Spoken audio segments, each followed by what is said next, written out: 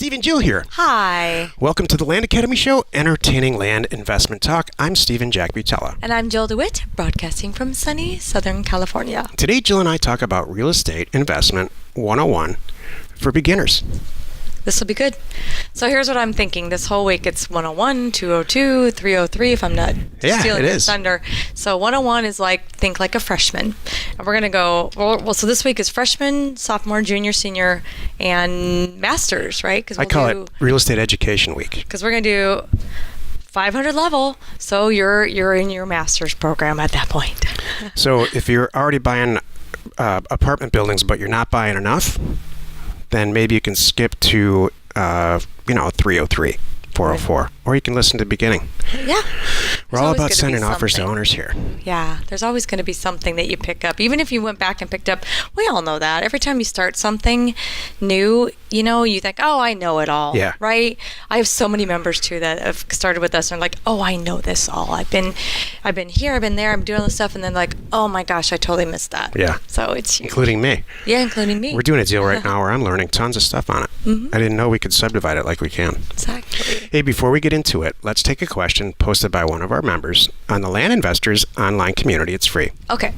So Brian asks, I'm looking at picking up a 5-acre parcel in Kern County, California. Pretty much barren wasteland right next to a solar plant. 45 minutes outside the nearest city. I've done my own title search and I'm confused by finding one original party in 1969 selling to another, and this parcel has deeds exchanging ownership a number of times.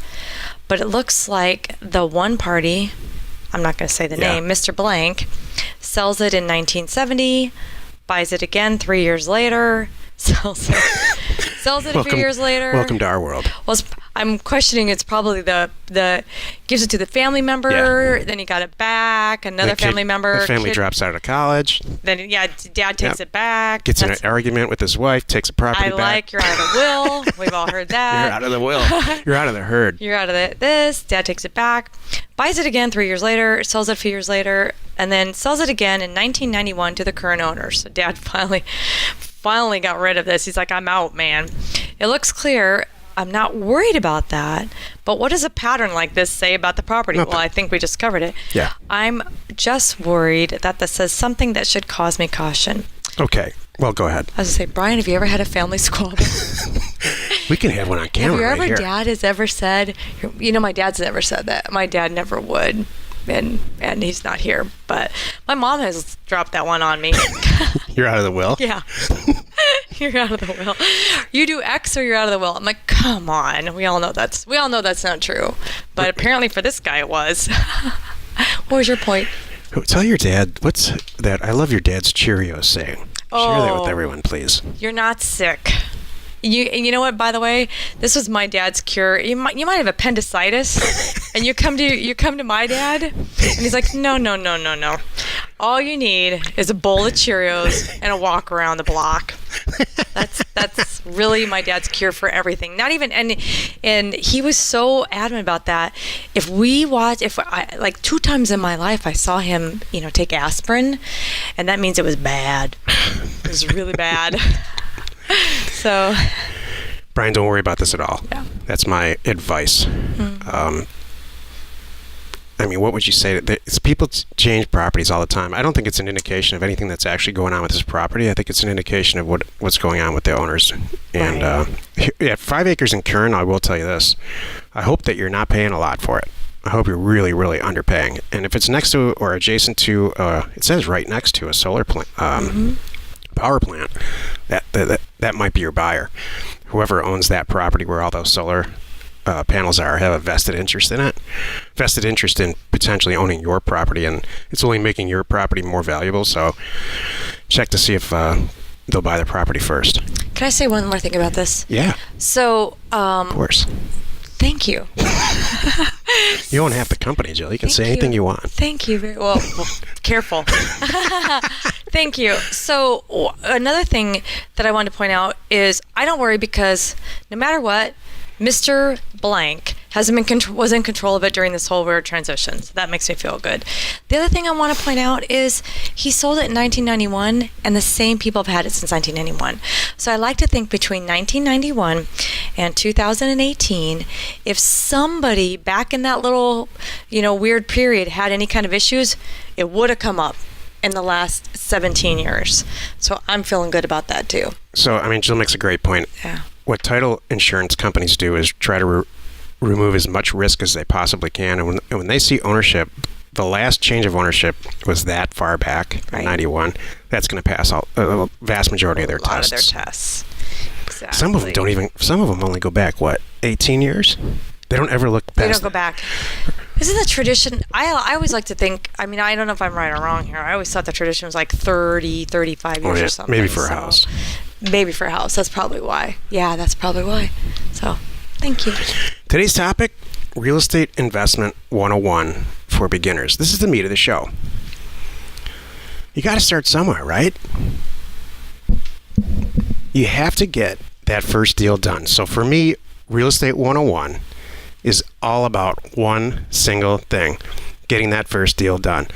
Right? When you step up to the bat and T-ball when you're playing T-ball when you're a kid, it's all about just hitting that ball, and that's all you're focused on. You're not focused on how you look, what you're wearing. Well, maybe Joe would be, but not anything else, not how you look in front of your parents or anything else. You're just trying to hit that ball, and there's no difference here. Real Estate Investment 101 is all about that first deal, and people get really hung up. They do. Here's a short list of things that people get hung up on long before they're even doing a first deal. Where should I form my LLC? When can I quit my job? What's my wife going to think? How much money should I spend on my website? How many websites should I have? Forget about that.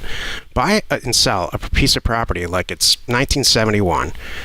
Put it in Craigslist and make $100. Transfer it in your name. Put it in your name. Go through the motions. Right. Make $100. Make $500 on it. Who knows? But just get that first deal done, because you're going to find out if you like this or not. Exactly. The vast majority of the people that get to us at this point, if you're listening to this or watching this, you probably like it. But there's some people that it's not for them. They would rather work a corporate job, and it's totally fine. Yeah, they panic. Like the little things make them panic. I always think is kind of interesting too that they get hung up on. So I look at it like this too. This is like your freshman year, and you're trying to decide if the degree you picked is the one you want to finish with, And so a lot of your freshman year, hold on a moment, follow me here. So the freshman year is getting some of the basics out of the way. Let's learn the ground rules. We still got to do just a little bit of an extension of high school. We all know that. There's a little bit of the English, some of the majors, but they sprinkle in some of your major, right? So you can kind of get your feet wet and decide if this is what you want to do. Maybe your major was medicine, right? So you've got some biology classes, some science classes, because they want to make sure if you can't stomach that, you're not going to make it in medicine. So, so I kind of look at, so right now you're getting a lot of so you need to spend more time on some of the basic foundation too for Real Estate 101. Sit in these REI meetings, as boring as they might be, hear what deals people are doing. I don't think that's crazy. Listen to us. Listen to every show, read everything you get your hands on, good, bad, or otherwise, and something's going to sing to you. And if you can't fathom the idea of, doing your own properties, being your own boss, doing your own deeds, all the things you need to do to make money here, right, and to do this right, then you're going to know.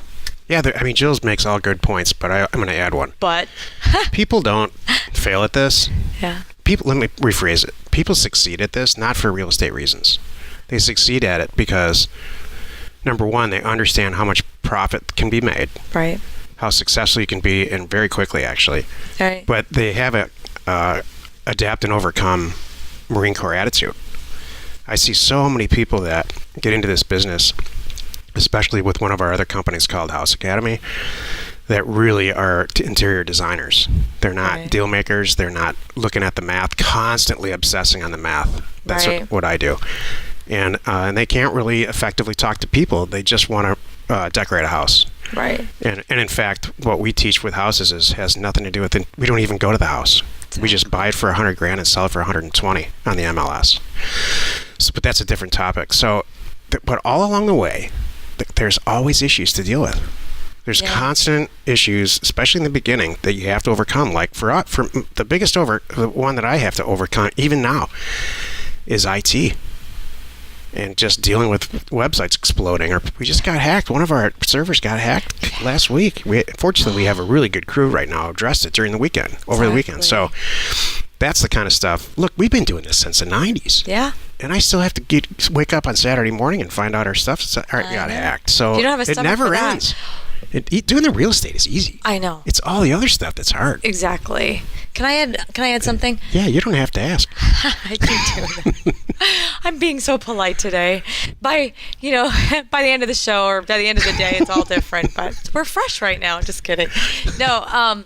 So I wish there was an entrepreneurship school. And it's funny because you and I have been like guest. You first, and then I got to join you and be like a guest professor, if you will. It's been a couple years now for an entrepreneurship program at a college. In a college. Yeah, a friend of ours was a professor, and when he was traveling, he would call Steven, and then eventually with me too, I get to show up and help do this class in his absence. It was really fun. But what's so funny is what you and I would walk in and convey to these people was nothing that they were shocked, getting. They're shocked out of their they're minds. Like, this is the truth. Please give us more. We're like, God, I wish we could be with you the whole time. So I wish there was a true entrepreneurship course that really, really told you the truth, number one. Number two, I wish there was a real entrepreneurship degree. There is now. Some colleges do it. But I question that's going to smoke out stuff like the entrepreneurship degree should be, if you can't handle tech issues, you don't graduate. Yeah, you know what I mean? That's the stuff your parents should really be telling you too. It's not about the real estate. That's it.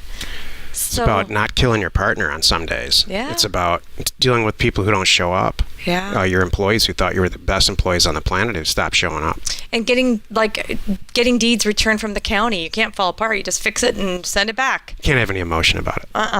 And you have to plan for mistakes. That's my biggest one, is the people that think it's going to go perfect. They put in so much on the front end that like, hey, overanalyzing to the point now. And then if something goes wrong, they're like shocked and upset. You can't. The mistakes are going to happen, and that's okay. That's part of this. I have to tell you. Make them fast. What's your thing? You have some good sayings about, make it good, man. Make it count. Fall hard, Oh, yeah. Make your mistakes at 100 miles an hour. Yeah, that's it. I love that. It should be a hot mess, that first real estate deal. In fact, you should fail at it. You might even lose money. Some and people do. If you're going to get back on the horse after that, this could work for you. I got to tell you, there's 5 we're going to record 5 shows. Yeah. 101, 202, 303, and on. Jill explained it in the beginning. This is my least favorite. Right. This very beginning. It's like when you have a baby. That's the least fun time. Like when it starts to talk and it starts to look at you and say, I'm hungry, I like chicken, not whatever. That's when it starts to get fun. And then when then they get older, 10, 12, 15, 20 years old, it just gets better and better and better, I think. And real estate's like that. I have a confession along those lines. Kid number 3 just got back from 2.5 weeks with his grandparents, and I like him again. Before he left, I wanted to kill him. So I got to tell you, I don't know. He feels the same way. So what's that? He probably feels the same way about us. Yeah, it's true. I was ready to throttle him, and now I'm like, hey, now he's kind of fun.